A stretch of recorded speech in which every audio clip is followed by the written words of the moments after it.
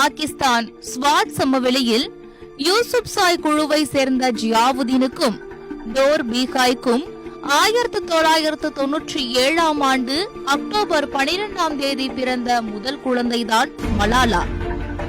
யூசுப்சாய் என்பது அப்பகுதி பெரும்பான்மை பழங்குடியின மக்களின் கூட்டுப்பெயர். ஜியாவுதீன் முற்போக்கு சிந்தனைகள் கொண்ட ஒரு கவிஞர், சிந்தனையாளர், கல்வி நிறுவனங்களை நடத்துபவர். 1880ஆம் ஆண்டுகளில் வெடித்த இரண்டாம் ஆங்கிலேய ஆப்கானிச போரில் மேவான் மாகாணத்தில் மலாலா என்னும் பெண் ஆப்கானிய பஸ்தூன்களுக்கு பெரும் பக்கபலமாக திகழ்ந்தார். இன்றைய தேதி வரையும் பெரும் நாயகியாக அவர் போற்றப்படுகிறார். அவருடைய நினைவாக தன் மகளுக்கு மலாலா என்று பெயர் சூட்டினார் ஜியாவுதீன். பாகிஸ்தான் மின்கோரா நகரத்தில் பிறந்து வளர்ந்து தந்தை உருவாக்கிய பள்ளியிலேயே கல்வி கற்றவர் மலாலா.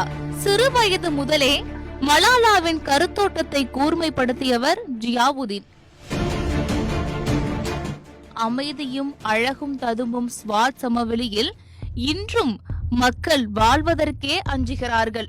இதற்கு பாகிஸ்தானின் ஸ்வாட் பகுதியில் தாலிபான்கள் செல்வாக்கு அடைய தொடங்கியதும் பல கட்டுப்பாடுகளை விதிக்க தொடங்கியதுதான் காரணம். இதனை மீறுபவர்களுக்கு தண்டனைகளும் வழங்கப்பட்டன. அப்படி அவர்கள் முன்வைத்த ஒரு விதிமுறைதான் பெண்கள் கல்வி கற்க கூடாது என்பது.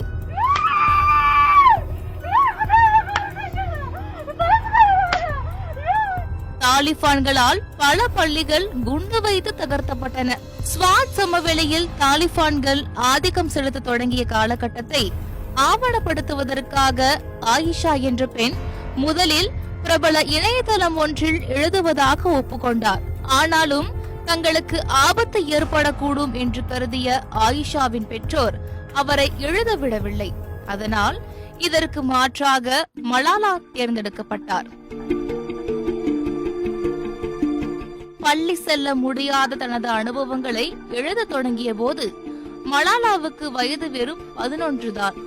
ஏற்கனவே எழுத ஒப்புக்கொண்டிருந்த பெண்ணை விட 4 வயது குறைவான மலாலா அப்போது 7ஆம் வகுப்பு தான் படித்துக் கொண்டிருந்தார். என்றாலும் தாலிபான்களால் பிரச்சனை எழும் என்பதால் 2009ஆம் ஆண்டு ஜனவரி 3ஆம் தேதி முதல் குல்முகா என்ற புனைப்பெயரில் அந்த இணையதளத்தில் உருது மொழியில் எழுத தொடங்கினார் சிறுமி மலாலா. இதற்கு உலகெங்கிலும் இருந்து பெரும் வரவேற்பு கிடைத்தது.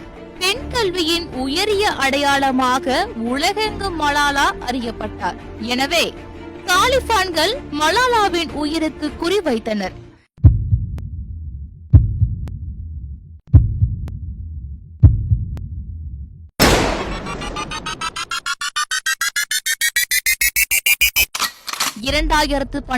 அக்டோபர் 9ஆம் தேதியன்று பள்ளி முடித்து மலாலா பேருந்தில் வீடு திரும்பும் போது தாலிபான் ஒருவரால் சுடப்பட்டார். துப்பாக்கி தோட்டாக்கள் மலாலாவின் மண்டை ஓட்டை ஓரமாக உடைத்துக் கொண்டு அவர் தோள்பட்டைக்குள் புகுந்தது. மலாலாவிற்கு அருகில் அமர்ந்திருந்த 2 சிறுமிகளும் குண்டடிப்பட்டனர். கவலைக்கிடமான நிலையில் பிரிட்டனில் உள்ள பிர்மிங்ஹாம் நகரத்து ராணி எலிசபெத் மருத்துவமனைக்கு கொண்டு செல்லப்பட்டு அங்கு ஆச்சரியப்படத்தக்க வகையில் உயிர் பிழைத்தார் தைரிய தேவதை மலாலா. மலாலா மீண்டபோது ஐநா பொதுச் செயலாளர் பான் கீமூன், அப்போதைய அமெரிக்க அதிபர் ஒபாமா, அமெரிக்க வெளியுறவுத்துறை அமைச்சர் ஹிலாரி கிளின்டன், முன்னாள் பிரிட்டிஷ் பிரதமர் கார்டன் பிரவுன் உள்ளிட்ட உலக தலைவர்களும், மடோனா, ஏஞ்சலினா ஜோலி, அமெரிக்க முன்னாள் அதிபர் புஷ்ஷின் மனைவி லாரா புஷ் உள்ளிட்ட பல துறைகளை சேர்ந்தவர்களும் மனித சமூகத்தின் சரிபாதியான பெண்களுக்கு கல்வி மறுக்கப்படும் சூழல் உலகிற்கு பெருமை தரக்கூடியதல்ல என்று தங்கள் ஆதரவை தெரிவித்தனர். பெண் கல்விக்கும் மனித உரிமைக்கும் ஆதரவாக தொடர்ந்து குரல் கொடுத்த மலாலா குழந்தைகள் பாராளுமன்றத்தின் தலைவராக பங்கேற்ற வீடியோ காட்சி வெளியானது. 2011ஆம் ஆண்டு உலக புகழ்பெற்ற டெஸ்மாண்ட் டூட்டு உலக அமைதிக்கான குழந்தைகள் பரிசுக்கு மலாலாவின் பெயரை பரிந்துரைத்தார். அதே ஆண்டு டிசம்பரில் பாகிஸ்தானின் தேசிய இளைஞர் அமைதி பரிசு மலாலாவுக்கு அறிவிக்கப்பட்டது. பின்னர் 2013ஆம் ஆண்டு ஜூலை 12இல் தனது 16வது பிறந்த நாளில் ஐநா சபையை தொடர்பு கொண்டு தாலிபான்களை பற்றியும் பெண் கல்வி குறித்தும் மலாலா பேசினார். இந்நிகழ்வின் நினைவாக அந்த நாளை ஐக்கிய நாடுகள் சபை மலாலா தினமாக அறிவித்தது. Malala Day is not my day. Today is the day of every woman, every boy, and every girl who have raised their voice for their rights.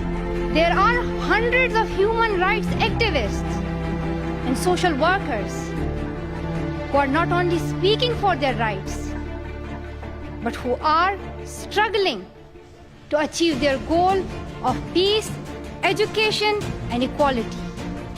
சர்வதேச அளவில் ஒவ்வொரு பெண் குழந்தைக்கும் கல்வி அடிப்படை உரிமை என்பதற்கான அடையாளமாக மலாலா திகழ்கிறார் என்று புகழாரம் சூட்டினார் அப்போதைய ஐநா பொதுச் செயலர் பன் கி மூன். இந்தியாவின் கைலாஷ் சத்யார்த்திக்கும் பாகிஸ்தானின் மலாலாவிற்கும் 2014ஆம் ஆண்டு அமைதிக்கான நோபல் பரிசும் அறிவிக்கப்பட்டது. இந்நிகழ்விற்கு பின்னர் உலகெங்கிலும் உள்ள பல்வேறு அமைப்புகள் அவரை கௌரவித்த வண்ணம் உள்ளன. கோடிக்கணக்கான பெண் குழந்தைகளின் மறுக்கப்பட்ட கல்விக்காக உலகின் பல பகுதிகளிலும் ஒலிக்கிறது மலாலாவின் குரல். ஆம், அது தைரிய தேவதையின் துணிச்சல் மிக்க போர்க்குரல். வின் நியூஸ் செய்திகளுக்காக RK பூபதி.